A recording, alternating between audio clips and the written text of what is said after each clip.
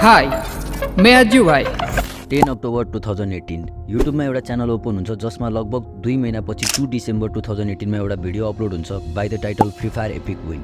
त्यसपछि आजको डेटसम्म more than 886 videos, around 40 million subscriber र इन्डियाको मात्र नभएर एसियाकै टप गेमर जसलाई उनको फ्यानहरूले अज्जु भाइ AWM किङ भनेर चिन्छन्।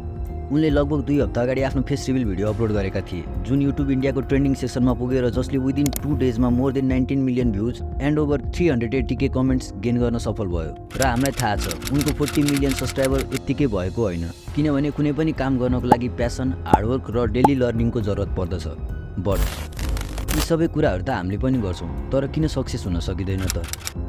र आज हामी यस भिडियोमा उनको त्यही एउटा फ्याक्टरको बारेमा कुरा गर्नेवाला छौँ जसले गर्दा उनी यति लङ जर्नी पुरा गर्न सफल भए। So how he succeed to gain 39 million subscriber? Let's know. So the point that makes him unstable is his mental factor. मतलब उनको मेन्टालिटी।